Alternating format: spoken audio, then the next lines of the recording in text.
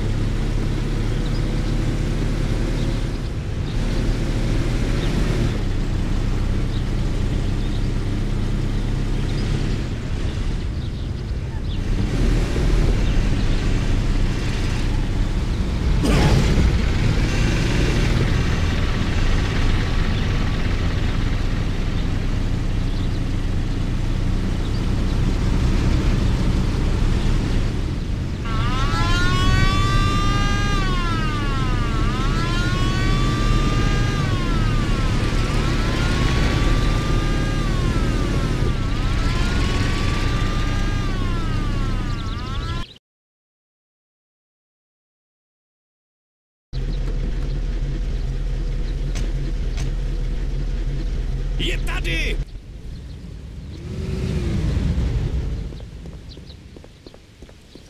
Prosím se, nezabíjej mě!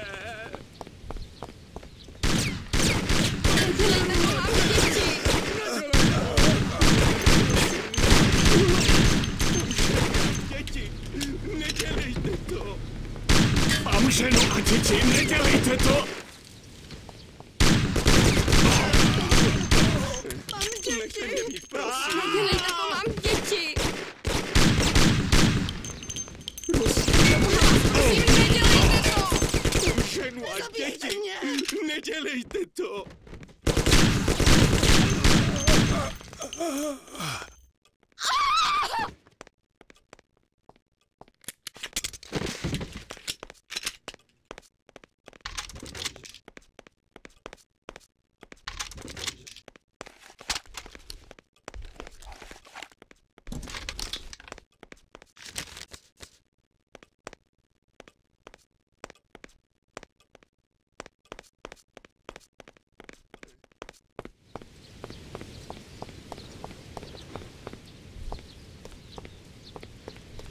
Ženu a děti, nedělejte to!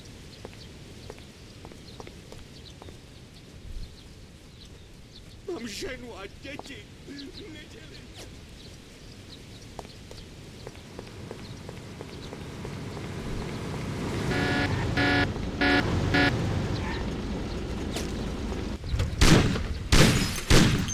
Co se to kurva děje?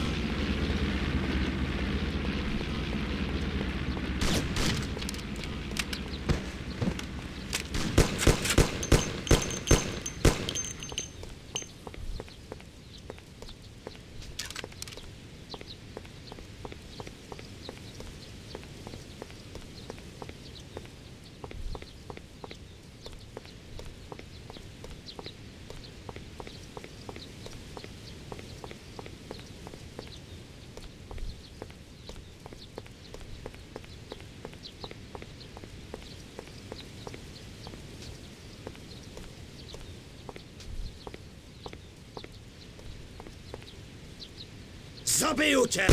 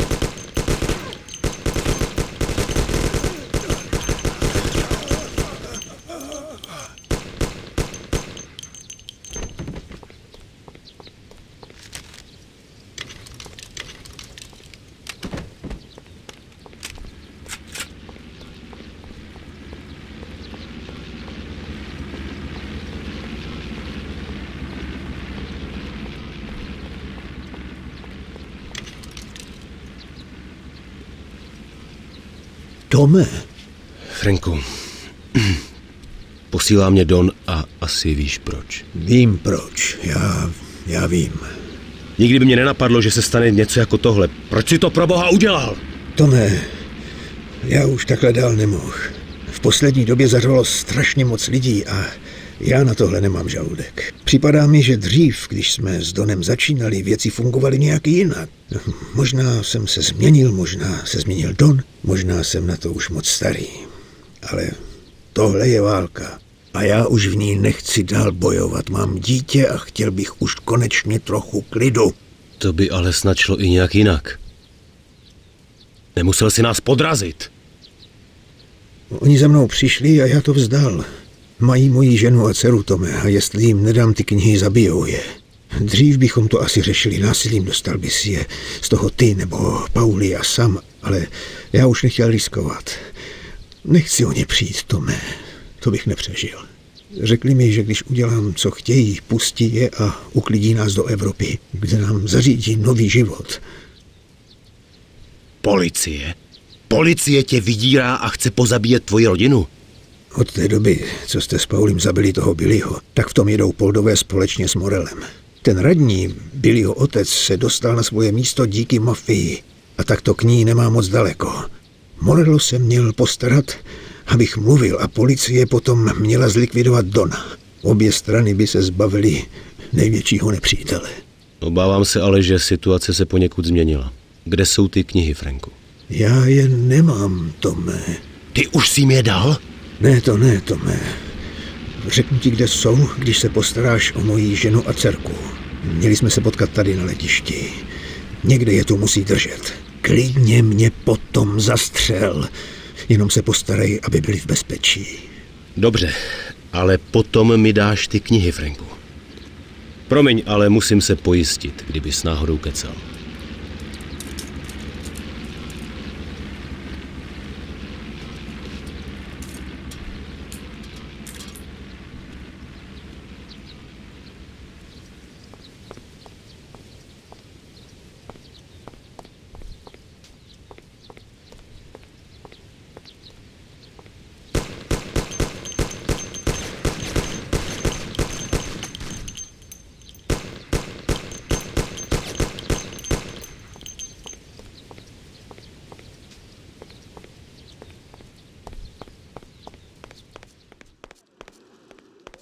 Někoho jsem rychle...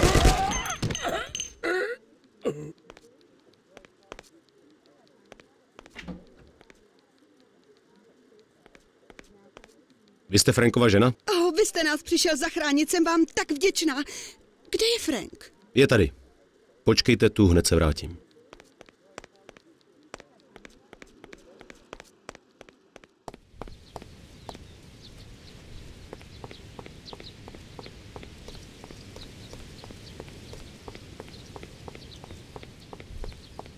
Jsou v pořádku, Franku. Pojď se mnou.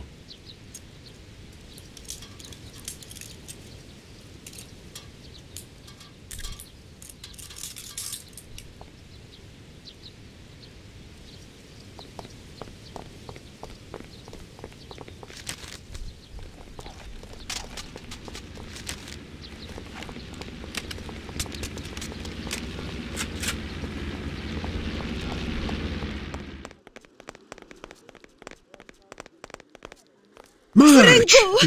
Tati! Pane bože, já se tak bála, díky bohu, že jsi v pořádku. Tome. Slíbili mi, že mi dají letenky do Evropy, až jim dám ty knihy. Ty letenky tady musí někde být, mohl bys jim je prosím tě přinést. To můžu udělat, Franku. Pošlu Marge a dcerku do bezpečí a pak to tady můžeme spolu vyřešit. Počkejte tu na mě. Doufám, že tě nenapadne udělat nějakou blbost.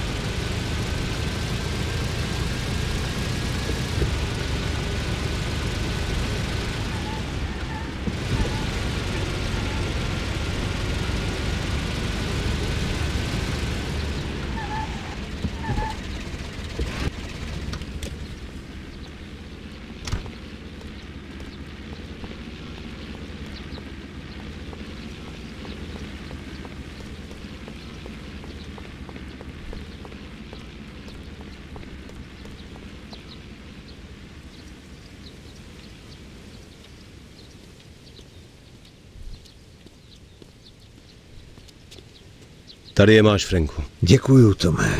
Jen se rozloučím s Marge a s Alicí a můžeme se postarat o obchod. Ty nepoletíš s námi? Co? Nejde to, Marge. Máme tu s Tomem jeden poměrně závažný obchod, o který se musíme postarat. Viď, Tome? Franku, jenom mi řekni, kde jsou ty knihy a odleď s nima. Tome, jak tohle vysvětlíš Donovi? No to se nestarej, to je můj problém. Kde jsou ty knihy? Tohle ti nikdy nezapomenu. Tady to je klíček od bezpečnostní schránky ve First National Bank v downtownu. Ty knihy jsou tam, stačí si je vyzvednout. Vezmi si ho, Tome. Díky. A Tome, děkuju ti za všechno, co jsi pro nás udělal. Jsem tvým dlužníkem.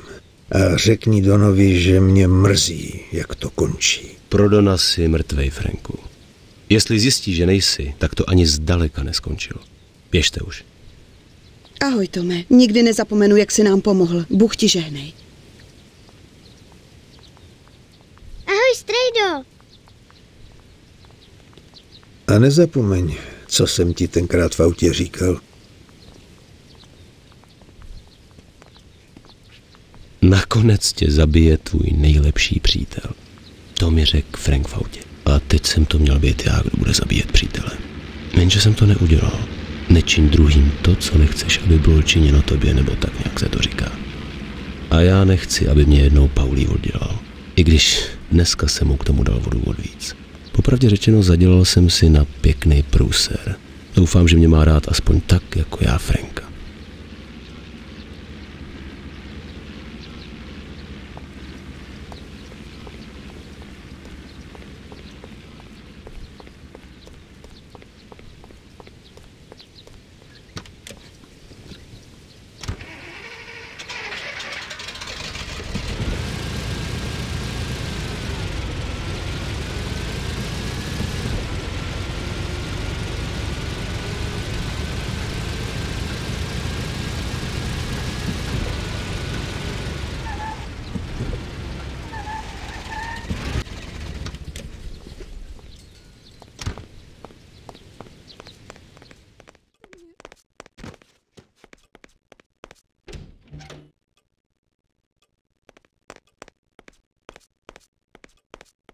Ne, nechte mě být, prosím.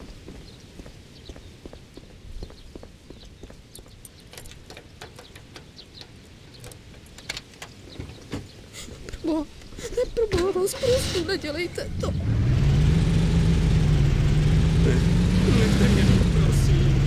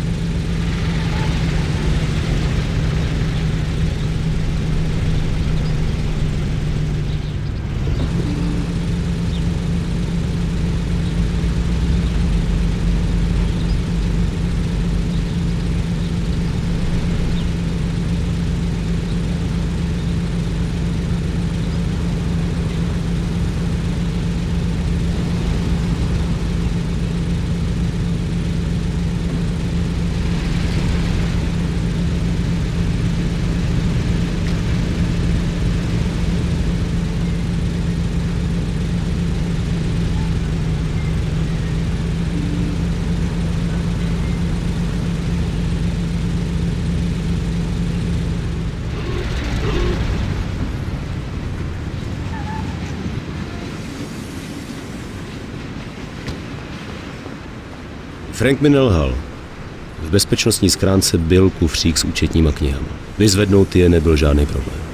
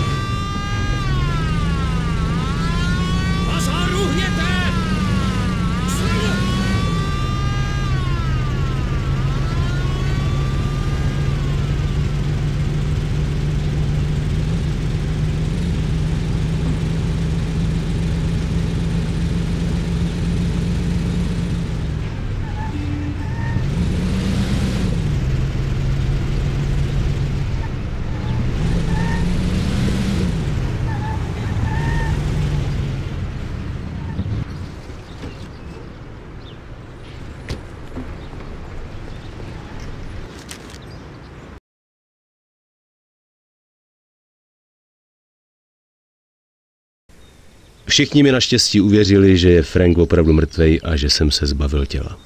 A tak se konal Frankův pohřeb bez Franka.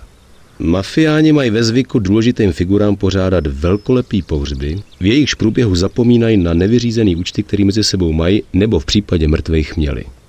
O mrtvých jenom v dobrým, to je zásada každýho gangstra. Aspoň na pohřbu.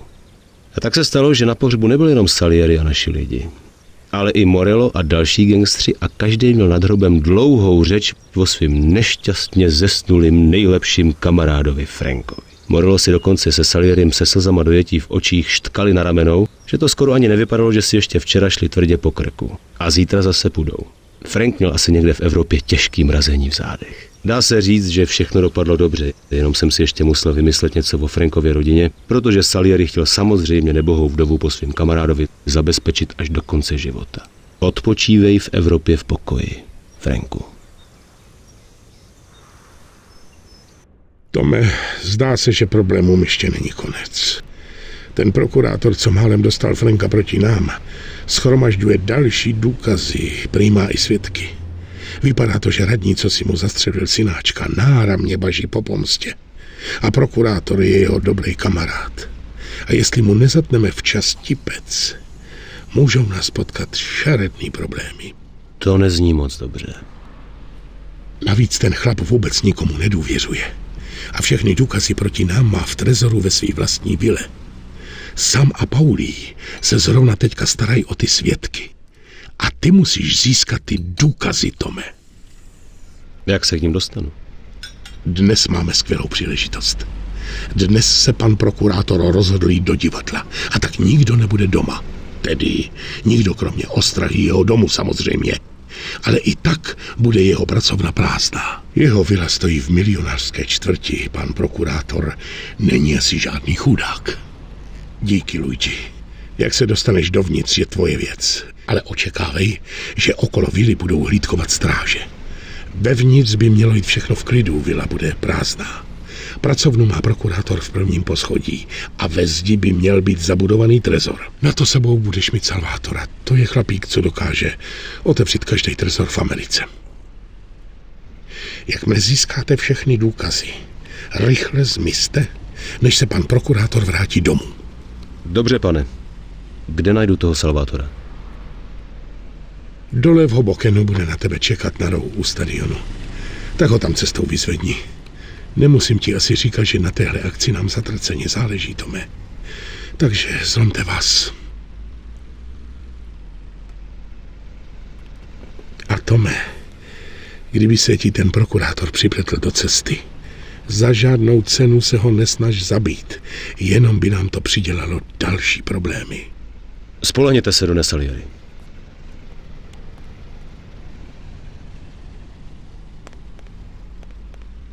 Dona Salieriho to s Frankem pěkně vzalo. Má asi výčitky svědomí, ale podle mě si nemá co vyčítat.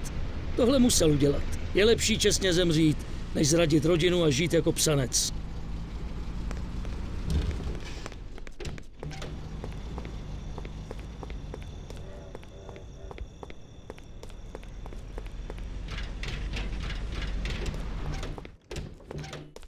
Dobrý večer, Vincenzo.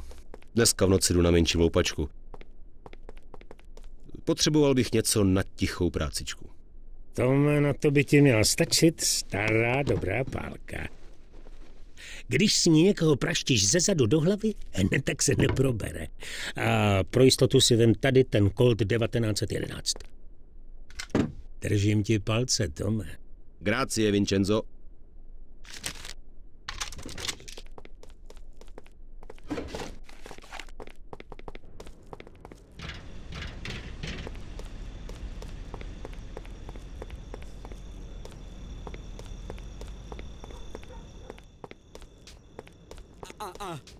Ahoj, Tome. Co potřebuješ?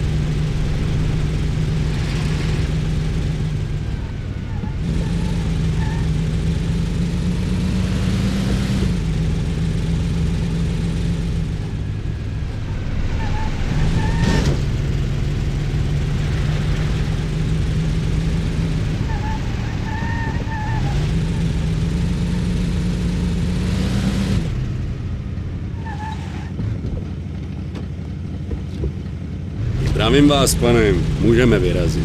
Skvělý, tak jdem.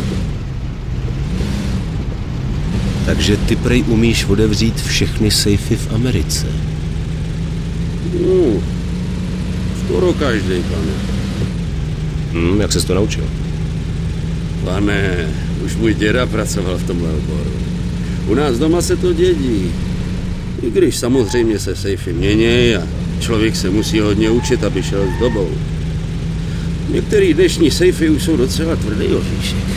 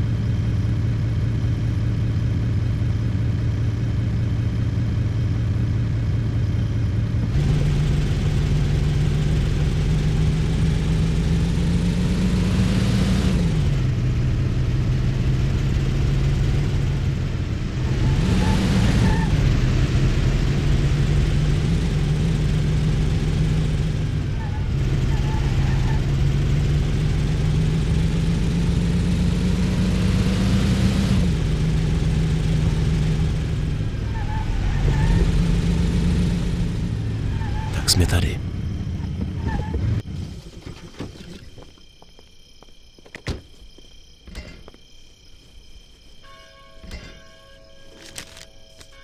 Dokázal bys otevřít tohle, Salvatore? Můžu to zkusit, pane.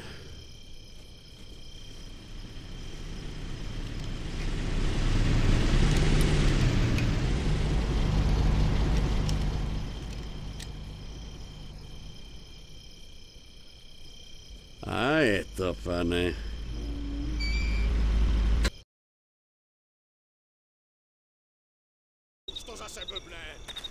Buď absolutně tiše a dělej přesně to, co ti řeknu.